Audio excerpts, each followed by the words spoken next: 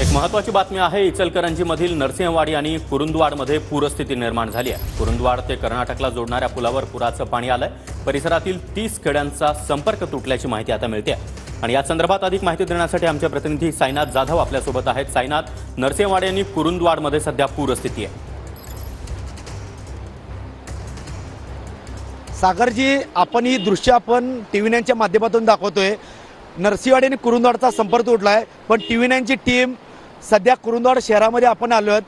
हा रस्ता नसून कुरुंदवाड शहरातील मेन चौक शिवतीर्थ आहे। इथं नदीचं कुरुंदवाड शहराला पूर्ण पंचगंगेने वेढा घातलाय।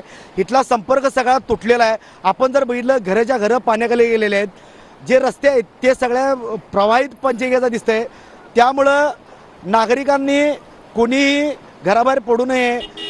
जे पूरग्रस्त नागरिक आहेत त्यांचं चांगल्या पद्धतीनं स्थलांतरित केलेलं आहे। आपण एका जर बाजूला बघितलं तर ज्या ठिकाणी जे रस्ते आहेत त्या ठिकाणी पंचगंगेनं जिथं पाणी जसा प्रवाह मिळेल त्या पद्धतीनं जाऊ लागलेला आहे। कुरुंदवाड शहरामध्ये टीव्ही 9ची टीम दाखल झालेली आहे।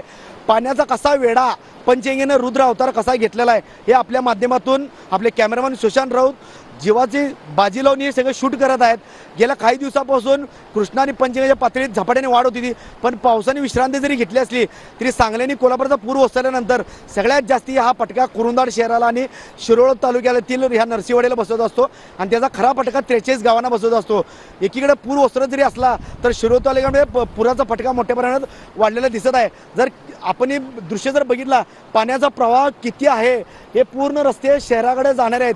पण आता कुरुंदवाड शहरामध्ये जिल्हा प्रशासन असू दे, आपत्ती असू दे, एनडीआरएफ टीम असू दे, योग्य ती खबरदारी प्रशासन सध्या घेत आहे। सागरजी, नक्कीच साईनाथ, तुम्ही आणि सुशांत यांनी देखील काळजी घेणं गरजेचं आहे। धन्यवाद तुम्ही दिलेल्या या सविस्तर माहितीसाठी।